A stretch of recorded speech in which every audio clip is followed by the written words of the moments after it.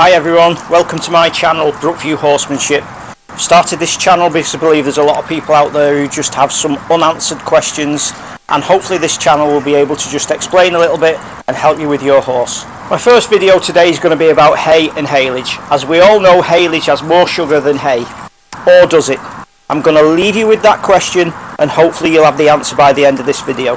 But first off, before anything else, I'm going to show you how to open this. First off, to open this, you're going to need a knife. So I've just cut all around the bottom of the bale with the knife. Simply once down each side.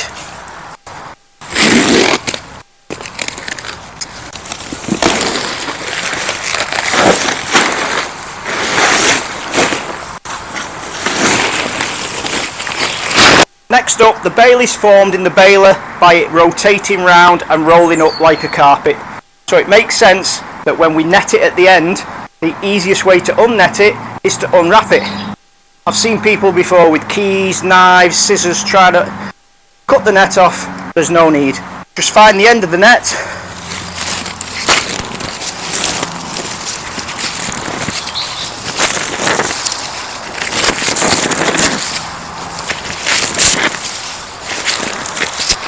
I should have done that in time lapse, but never mind. And there's the net. As I've just said, the bale is formed in the baler by it rolling the grass up as it enters the baler. So in the same way that we took the net off, we can take our haylage off.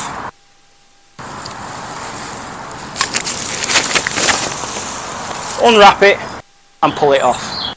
Pop it in your net, job done.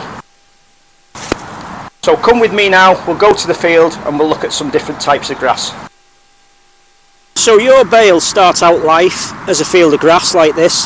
This is actually a grazing paddock, so we don't allow it to get very stemmy because animals don't like to graze stemmy grass, they like leafy grass.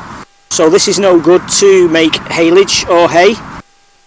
Over here now at Burton Wood, and this is the field that we take haylage from. As you can see, it's quite a bit different from back home. There's a lot more stems on it. We missed second cut last year, the weather broke at a bad time and we had other things to do, so we never got a chance to take it. But as you can see, the stems are already there. Pretty much that's what goes into making your haylage or your hay bale. Nice and stemmy, so we'll head back home. So the word of the day today is photosynthesis. This is a naturally occurring process in all plants, whether it's a tree, this maze at the side of us, or the grass that we're talking about today. Photosynthesis is where the plant takes in sunlight, nutrients, water and carbon dioxide, and in return for that the plant has a byproduct of oxygen for us all to breathe. But in that process sugars are made inside the plant to help the plant grow. As the day goes on, like this video, as the day goes on there's more sugars produced in the plant. We have a look at this grass and just take a little bit. It's 3 o'clock in the afternoon, so there's going to be more sugar in that grass than there was at, say, 6 o'clock this morning. That's the effect photosynthesis has. It raises the sugar level in the grass, so that's why we're going to try, whenever I can, to mow the grass early in the morning rather than leaving it till late in the afternoon. So this still hasn't answered our question. What has more sugar content, hay or haylage? We're going to go back home now and I'll show you a few videos of the hay making process and the haylage making process. So first of our jobs before we make our bale of haylage is we're going to have to mow the grass. We've left the grass so it's nice and stemmy, it's not too much leaf and it's not too high in nutrients for our horses. So now we've mown our grass, it's time to shake it about a little bit. This is to help us in the hay making process or the haylage making process. The more that we can shake it about, the more the sun will dry it out and it's ready quicker for us to make the hay or haylage. Now that we've done all the jobs necessary to make our bale, we've mowed it early in the morning when the sugars are low, we've tedded it out to dry it out to make hay or haylage, we've rolled it up, we've baled it, and now we have 2 identical bales. However, we're going to wrap one of them. As you can see from this short video, the grass has now been put into rows. We've tedded it out and it's ready to bale. The moisture content at the moment is quite low.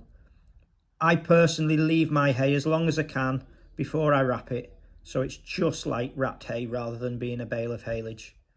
The machine comes along, makes the bale inside the chamber, puts a net around it, and then just pops it out the back, ready for the wrapping process. Decided to retire to the sanctuary of the Shetland Hotel. There's the little boys there, snacking on some haylage.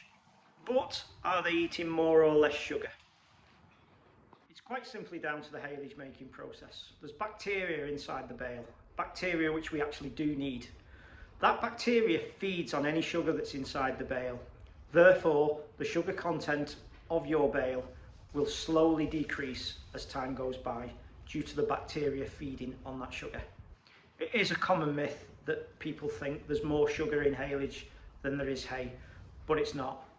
I sometimes get asked, but my horse is fizzy. Why is he fizzy? Fizzy, for some people who don't know, means energetic.